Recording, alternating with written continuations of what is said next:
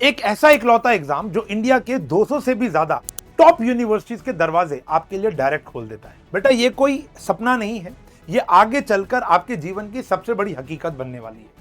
अगर आप क्लास 12 के स्टूडेंट हो और खासकर कॉमर्स या ह्यूमैनिटीज के बच्चे हो, तो क्लास 12 के बोर्ड एग्जाम के बाद आपके जीवन का सबसे इंपॉर्टेंट और सबसे बड़ा एग्जाम CUET का होने वाला है। एक टाइम हुआ करता था जब बच्चे 95% मार्क्स लेकर आते थे ना, तो उनको टेंशन होती थी कि क्या मुझको मेरा ड्रीम कॉलेज या ड्रीम यूनिवर्सिटीज मिलेगी या नहीं मिलेगी। लेकिन अब टाइम बदल चुका है, और अगर आज आपका सपना SRCC, Hindu college, JNU, BHU जैसे प्रेस्टिजियस कॉलेज में एडमिशन लेना है ना, तो आपका रास्ता सिर्फ और सिर्फ CUET से होकर ही गुजरेगा।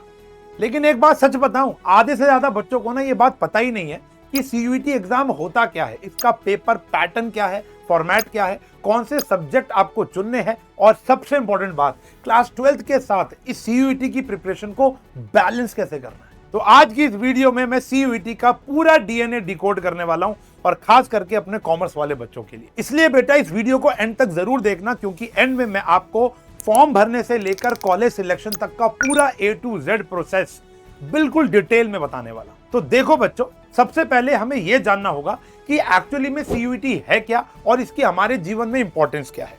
देखो, CUET stand for common university entrance test, और हर साल ये जो मेगा एग्जाम है ये NTA कंडक्ट कराती है। इस एग्जाम की सबसे बड़ी पावर पता है क्या है, कि एक सिंगल स्कोर कार्ड से आप हमारे देश की टॉप 200 से भी ज्यादा सेंट्रल, स्टेट और प्राइवेट यूनिवर्सिटीज का हिस्सा बन सकते हैं। सोचो, अगर ये एग्जाम ना होता तो अलग अलग कॉलेजेस के लिए, अलग अलग यूनिवर्सिटीज के लिए आपको अलग अलग एग्जाम देने पड़ते, सबकी अलग एक फीस होती, हर एक राज्य में जाकर उस यूनिवर्सिटी का आपको एक एंट्रेंस एग्जाम देना पड़ता। इसीलिए गवर्नमेंट ने इस पूरे झंझट को खत्म कर दिया। उन्होंने कहा 1 नेशन 1 एग्जाम। तो इसका कॉन्सेप्ट ये है कि आपको एक ही एग्जाम देना है सभी यूनिवर्सिटी के लिए। लेकिन इसका एक दूसरा पहलू भी है बेटा, आज की डेट के अंदर जो CUET के अंदर कंपटीशन है ना, वो नेक टू नेक आ चुका है। आप क्लास 12 में किसी भी स्ट्रीम के हो, सिर्फ 12th के मार्क्स जो है ना, वो आपको आपके ड्रीम कॉलेज के अंदर सीट नहीं दिला पाएंगे, क्योंकि वहां पर पूरी तरह से CUET के marks, percentile, all India rank ही मैटर करेगी। लेकिन बेटा, इससे पहले कि हम डिटेल एग्जाम पैटर्न पर आगे बढ़े, मुझे आपके साथ एक इंपॉर्टेंट पॉइंट डिस्कस करना है। जैसा कि आप जानते हो कि जो ये कॉमर्स एंड फन चैनल है वो डेडिकेटेड है 11th-12th के कॉमर्स के सब्जेक्ट्स को लेकर। ऐसे ही एक सेम चैनल हमने बनाया है CUET एंड फन, जहां पर हजारों लाखों बच्चे CUET के बारे में पढ़ाई करते हैं। वही वन शॉट्स, चाहे वो जनरल एप्टीट्यूड टेस्ट के हो, डोमेन के हो, या हमारे लैंग्वेज बेस्ड के हो। तो ये सारा का सारा कंटेंट हम वहां पर अपलोड करते हैं। NTA द्वारा जितने भी अपडेट्स आते हैं, चाहे वो related to your admit cards हो, चाहे वो डेट ऑफ एग्जामिनेशन हो, या कोई वॉइस रेस करनी हो, बच्चों तक सारी इंफॉर्मेशन पहुंचाना, स्ट्रैटेजी वीडियोस, जैसा डेडिकेटेड चैनल हमारा commerce and fun, science and fun है, सेम वैसे ही चैनल हमने एक CUET एंड फन बना रखा है। लिंक आपको डिस्क्रिप्शन या कमेंट पिन पे मिल जाएगा, जहां से हजारों लाखों बच्चे अभी पढ़ाई करके अपना CUET का एग्जाम दे रहे हैं। लास्ट ईयर भी बहुत सारे बच्चे उससे पढ़कर उन्होंने SRCC तक क्रैक किया है। और इसके ऊपर सोने पे सुहागा ये है कि हम 12th के साथ एक वीकेंड बैच भी चलाते हैं अपने ऐप के ऊपर, जिसकी फीस बहुत नॉमिनल है, और अगर आप SNF 10 कूपन कोड भी लगाते हो तो आपको और डिस्काउंट मिलता है।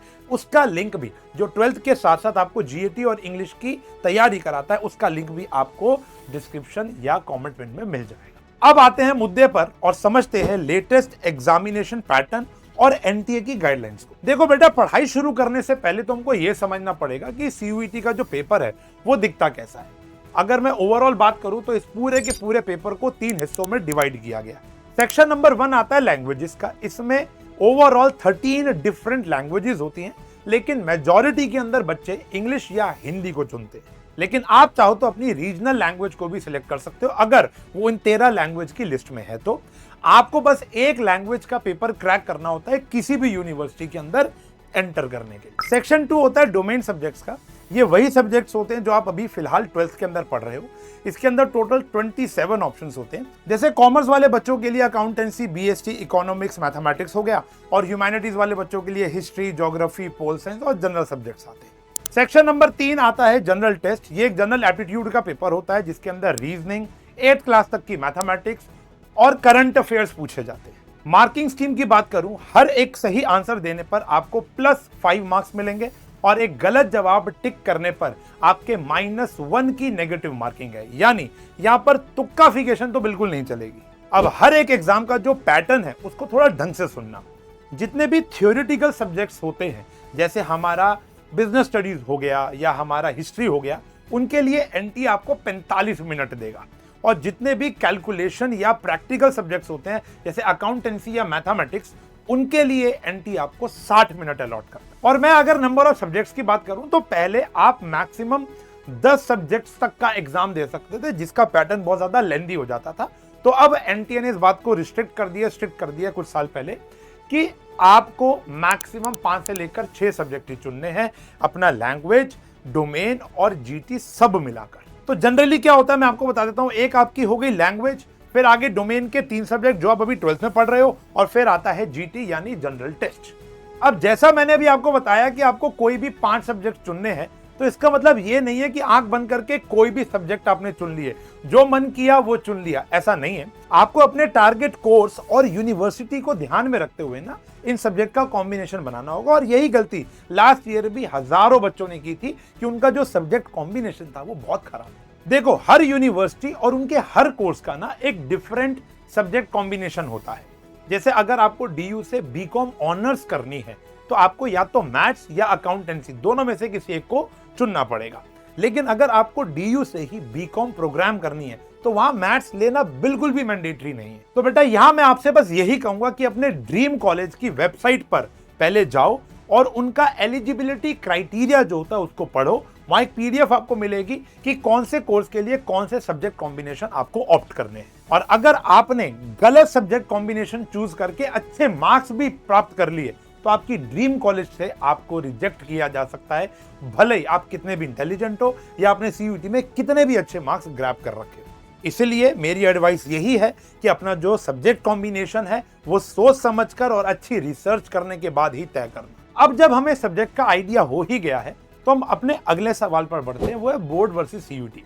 बहुत से 12th के बच्चों में, मतलब लगभग हर एक 12th के बच्चों के दिमाग में सवाल होता है कि बोर्ड के साथ साथ सीयूईटी को मैनेज कैसे किया जाता है। देखो बच्चों, बोर्ड एग्जाम और सीयूईटी का जो तैयारी होती है वो मैक्सिमम बच्चे एक साथ ही करते हैं और एक साथ आराम से की जा सकती है, क्योंकि इन दोनों के जो सिलेबस होता है, जो करिकुलम है, वो लगभग आपका सेम होता है। इनफैक्ट जो डोमेन का सिलेबस है ना वो लगभग सेम ही है।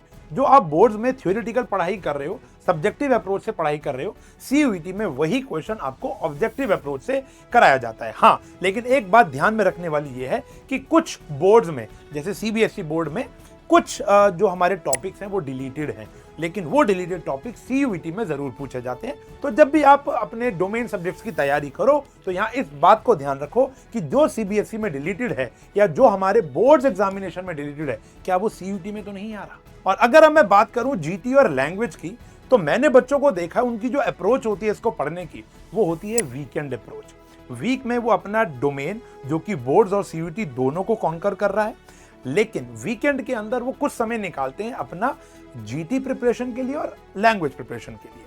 वो कोई कोचिंग ज्वाइन करते हैं, या वो यूट्यूब से पढ़ रहे होते हैं, या वो हमारे पेड बैचेस से पढ़ रहे होते हैं। हमारे पेड बैचेस के अंदर भी हम डोमेन सब्जेक्ट्स को वीक में रखते हैं और वीकेंड के अंदर बच्चों की जो संडेज को, सैटरडेज को क्लास लगाते हैं, गस्टेड हॉलीडेज वाले दिन क्लास लगाते हैं, जहां पर हम उनकी जीटी और लैंग्वेज को प्रिपेयर कराते हैं। तो अगर आप चाहते हो, मैंने भी आपको बताया, SNF10 कूपन कोड लगाकर हमारे बैचेस में एनरोल कर सकते हैं। अब आते हैं हम वीडियो के सबसे इंपॉर्टेंट हिस्से पर, जिसमें हम बात करेंगे कि ये सीबीएसई का प्रोसेस आखिरकार चलता कैसे है। तो ध्यान से सुनना बेटा, ये स्टेप बाय स्टेप जो अवेयरनेस है वो आगे जाकर आपके बहुत काम आने वाली है। जनरली जो ये सीयूईटी का प्रोसेस है वो आपके 12th एग्जाम के आसपास ही स्टार्ट हो जाता है। सबसे पहले आता है एनटीए का नोटिफिकेशन, जो कि सबसे बड़ा फेज होता है। जो पहला फेज होता है वो होता है रजिस्ट्रेशन का फेज। यहां पर आपकी बेसिक डिटेल्स, एग्जाम सिटी के साथ आपके जो सब्जेक्ट कॉम्बिनेशंस हैं वो आपसे एक फॉर्म के थ्रू भरवाए जाते हैं।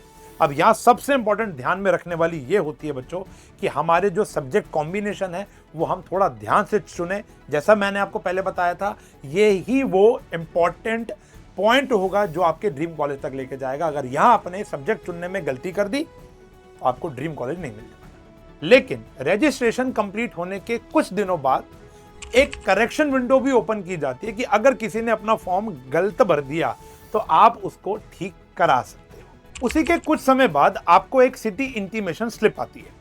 सिटी इंटीमेशन स्लिप के अंदर लिखा होता है कि आपको आपका एग्जाम कौन से शहर में जाकर देना है। जो आपने चुना होता है लगभग वही आता है, कभी कभी अलग आता है तो वो चेंज हो जाता है। और आपका एग्जामिनेशन स्लॉट क्या है और शिफ्ट कौन सी है। शिफ्ट का मतलब क्या है, मैं यहाँ पर एक बात वैल्यू ऐड करना चाहूंगा कि जो हमारा ये जो एग्जाम होता है पूरा सीयूईटी का, वो कंप्यूटर बेस्ड टेस्ट होता है, वो हाथ से नहीं होता, आपको कंप्यूटर पे बैठकर वो टेस्ट देना होता है।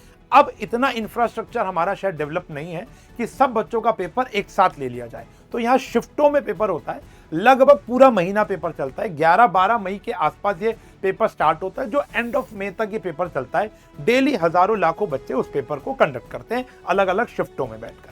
सिटी इंटीमेशन के 10 दिन बाद आपको आपका एडमिट कार्ड इशू किया जाता है, जिस बेसिस पर आप एग्जाम देने जाओगे। फिर एग्जाम डे आता है, फिर आप एग्जाम देते हो। एग्जाम देने के बाद एक प्रोविजनल आंसर की जारी की जाती है, जहां पर बच्चा ये चेक कर सकता है कि भैया मेरे क्वेश्चन पेपर के अंदर जो मैंने आंसर किए और जो एनटीए द्वारा इशू आंसर है क्या वो मैच हो रहे हैं, कितनी मेरी परसेंटाइल वगैरह बन रही है। और अगर आपको लगता है कि एनटीए के द्वारा दिए गया आंसर गलत है या क्वेश्चन गलत है, तो आप उसको चैलेंज भी कर सकते हो। इस पूरे वेरिफिकेशन के प्रोसेस के बाद आपकी फाइनल आंसर की और रिजल्ट इशू किया जाता है। अब यहां पर बहुत सारे बच्चे ये सोचते हैं कि हमारा रिजल्ट आ गया, हमारा कॉलेज में डायरेक्ट एडमिशन मिल गया। नहीं, अब इसके बाद ही बेटा एडमिशन का मेन प्रोसेस स्टार्ट होता है। हर यूनिवर्सिटी अपना एक अलग ऑनलाइन पोर्टल ओपन करती है, जहां आपको वापस से रजिस्ट्रेशन करना होता है। उसके बाद होती है प्रेफरेंस फाइलिंग, यानी आपको अपने कोर्सेज और कॉलेजेस का एक प्रॉपर ऑर्डर सिलेक्ट करना होता है कि पहले चॉइस क्या है और आखिरी क्या। आपकी उस प्रेफरेंस लिस्ट को देखते हुए मेरिट और सीट अलॉटमेंट राउंड चलते हैं। किसी किसी बच्चों को तो पहले ही राउंड में सीट मिल जाती है, कई बच्चों को सेकंड या थर्ड राउंड तक का भी वेट करना पड़ सकता है। जैसे ही आपको सीट अलॉट होती है, आपको कॉलेज में अपने डॉक्यूमेंट्स जमा करने पड़ते हैं, आपको फीस जमा करनी पड़ेगी। फीस जमा करते ही मुबारक हो, 100% आप उस कॉलेज के स्टूडेंट बन गए, आपका एडमिशन हो गया। इसलिए बच्चों, मैं हमेशा से एक बात कहता हूं कि सीयूईटी सिर्फ एक एग्जाम नहीं है, एक बहुत ज्यादा देर तक चलने वाला एक बहुत लेंथी एडमिशन प्रोसेस है, जिसकी जानकारी हर एक बच्चे को होना बहुत ज्यादा जरूरी है। और इसी A to Z अवेयरनेस के लिए जो हमारा नया चैनल है सीयूईटी एंड फन, वो आपको पूरा का पूरा गाइड करेगा कि फॉर्म कब डेट आई है, कब भरना है, आज रजिस्ट्रेशन है, सिटी इंटीमेशन स्लिप, फिर एडमिशन प्रोसेस, काउंसलिंग, सब कुछ गाइड करेगा। तो जाकर उसको जरूर सब्सक्राइब करना, क्योंकि आपको वो चैनल काम आएगा ही आएगा। तो बच्चों, अगर इस छोटी सी स्ट्रैटेजी से, शांति से, एक सिस्टमैटिक अप्रोच से आप 12th के साथ साथ सीयूईटी की तैयारी करते हो ना, तो सीयूईटी का एग्जाम बहुत ज्यादा मुश्किल नहीं होता। और बस एक सिस्टम आपको डेवलप करना है या एक सिस्टम का हिस्सा बनना है, जिससे आपका ड्रीम कॉलेज आपको मिल जाए। आई होप आपको ये वीडियो काफी इंफॉर्मेटिव लगी होगी। सीयूईटी 2027 के एडमिशन को लेकर जो कंफ्यूजन था, जो अवेयरनेस थी, वो मैं इस वीडियो के माध्यम से शायद आपको दे पाया हूं। अगर आपके मन में कुछ डाउट्स बच गए हो या कुछ आप जानना चाह रहे हो सब्जेक्ट कॉम्बिनेशन के बारे में, अच्छी यूनिवर्सिटी, अच्छे कॉलेजेस के बारे में, तो बहुत सी वीडियोस हमने अपने सीयूईटी एंड फन पर डाली है। आप जाकर अभी देखना शुरू कर सकते हो, या कमेंट में भी आप सवाल पूछ सकते हो। मैं और मेरी पूरी टीम उसके ऊपर जवाब देने के लिए पूरी कोशिश करेगी। और हाँ, जाते जाते कमेंट ये जरूर करना कि आप लोगों का टारगेट कौन सा कॉलेज है या कौन सी यूनिवर्सिटी है, DU, BHU, जामिया इस्लामिया, कौन सा कॉलेज, कौन सी यूनिवर्सिटी आप टारगेट कर रहे हो, ये कमेंट में जरूर बताना। मिलूंगा ऐसे ही और कंटेंट के साथ अगली वीडियो में, तब तक के लिए bye bye, take care, have a nice day.